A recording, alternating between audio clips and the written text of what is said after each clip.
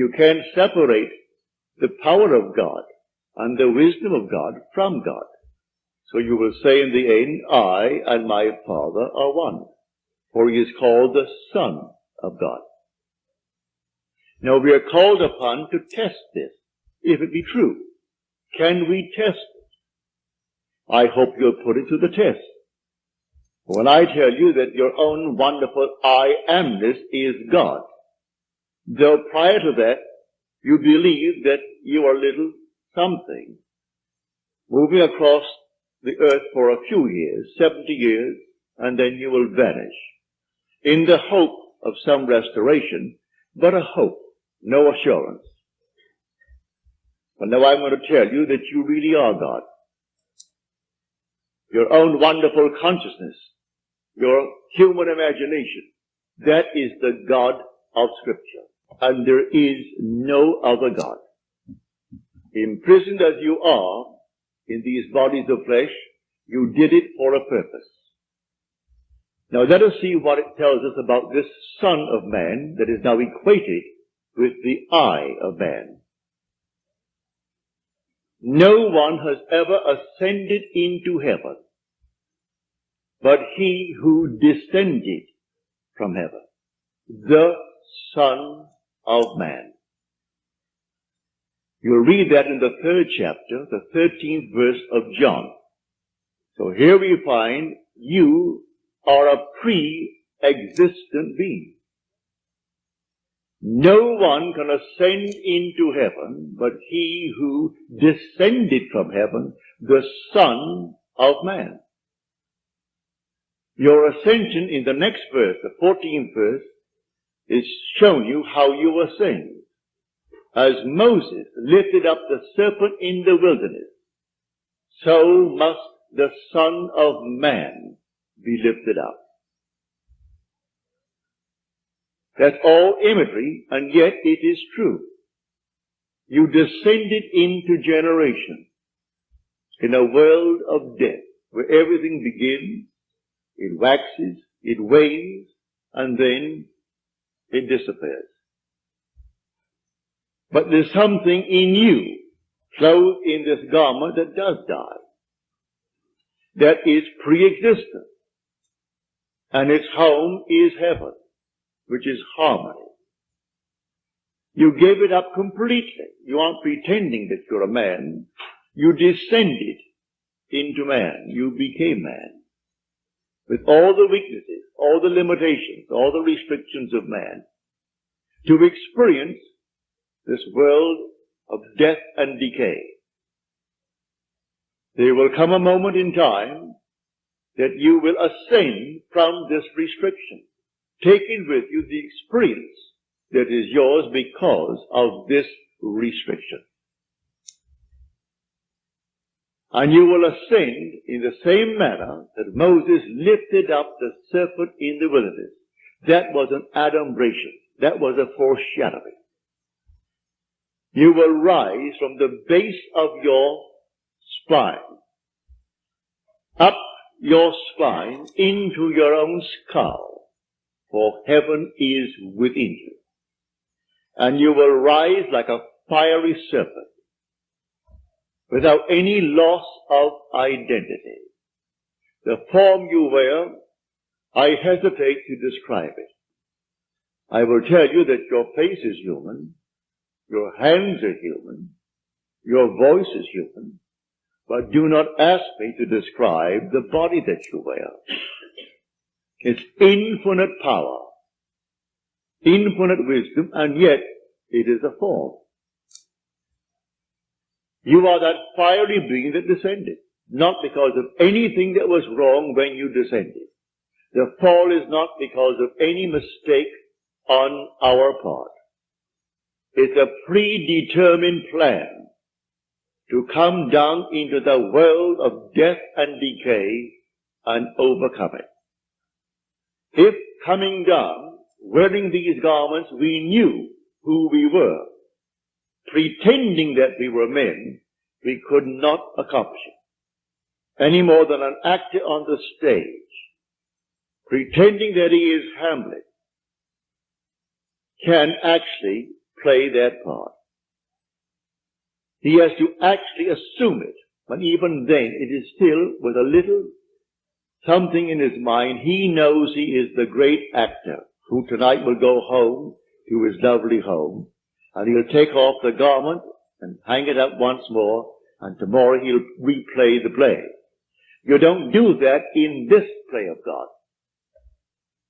You don't take off the garment.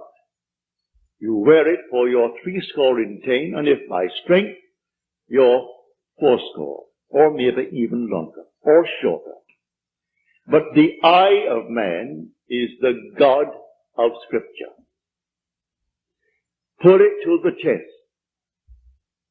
Let me now, first of all, before we go into the testing of it, make clear what I said on the last lecture night, Friday night, prompted by a question that was asked here.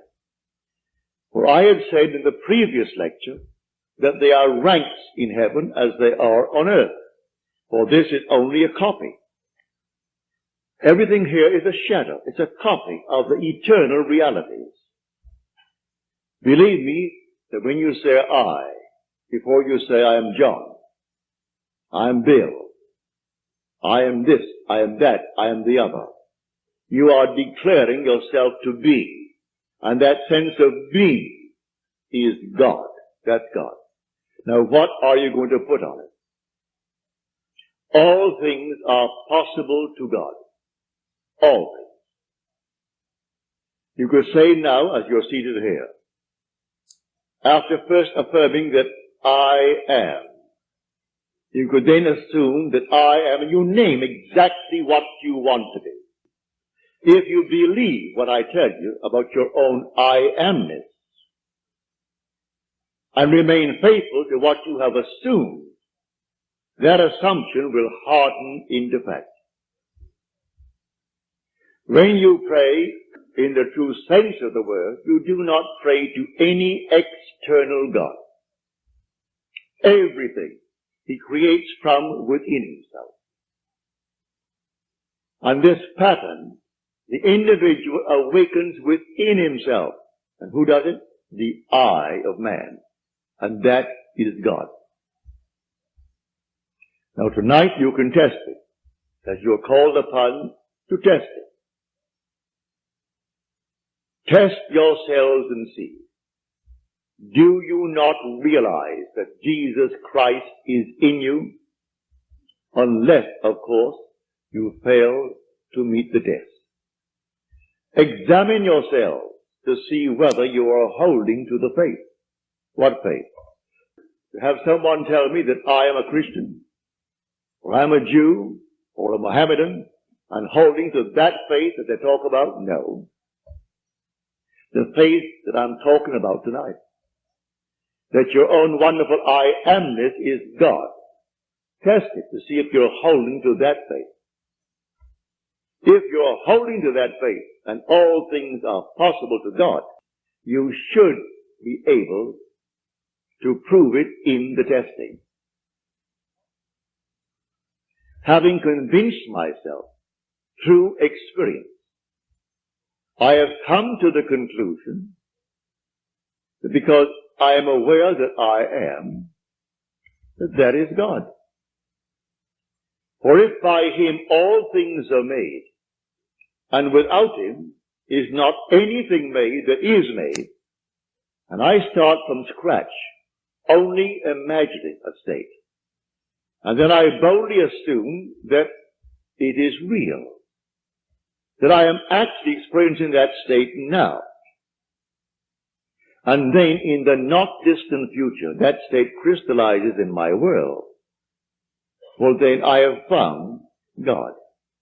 I have found the source of the phenomena of life. My only concern then is to share it with others and tell them, for they're all one. We are one. No one is greater than the other, not fundamentally. In his claims of what he is in the world of Caesar, he has more money, or he has so-and-so and so-and-so, but basically the same creative power in the man tonight behind bars life-serving life is the same creative power of the one who sentenced him to life. It's the same being. There is only one God. Hear, O Israel, the Lord, our God, the Lord is one. And the word translated, the Lord, is Yod He Vav He. Properly translated is I am. When you go unto the people of Israel, and they ask you, what is his name?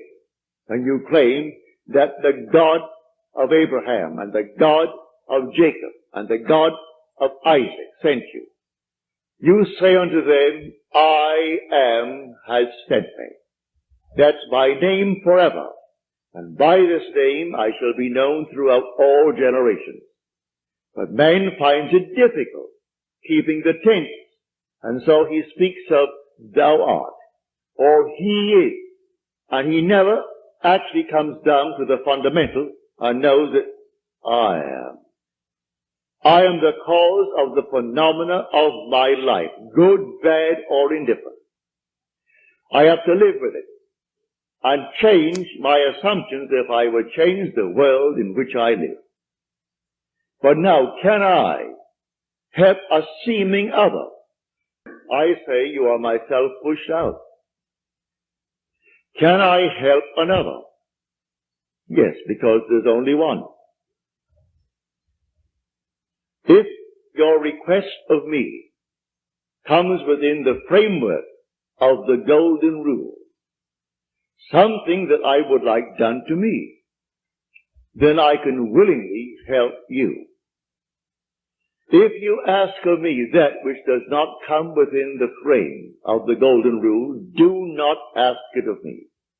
I grant you complete freedom to go elsewhere and go to anyone who will tell you they can do it in spite of what he said. Go ahead. But if anyone asks of me any request, all that I do is this. It's so simple. We are told in Scripture, whatever we ask of him, knowing that he hears it, it shall be done for us. If we know he hears it. Well, can you imagine you seated here on the surface of your being, a rational being, knowing something that the depth of your own being that encompasses you doesn't know? So you know, and you think, well, he doesn't know.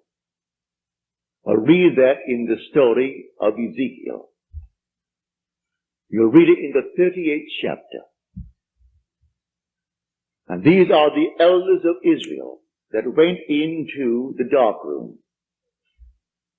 And they are carving on the walls all gruesome things. And they said within themselves, the Lord does not see us. And the Lord is speaking to his prophet Ezekiel. And he said, the elders of Israel say that I do not see them. And watch what they're doing. Making all these abominable things within the great cavern. They will all reap them. Because I see everything that the elders of Israel see.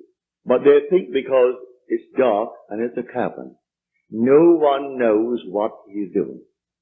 That God doesn't know it. I've said time and again, there is no fiction in this world. When you pray, go within and close the door of the senses. Deny all that seems so obvious. And your Father who is within will reward you openly. But commune with self, for you and the Father are one. So you commune with self. And what does he tell you?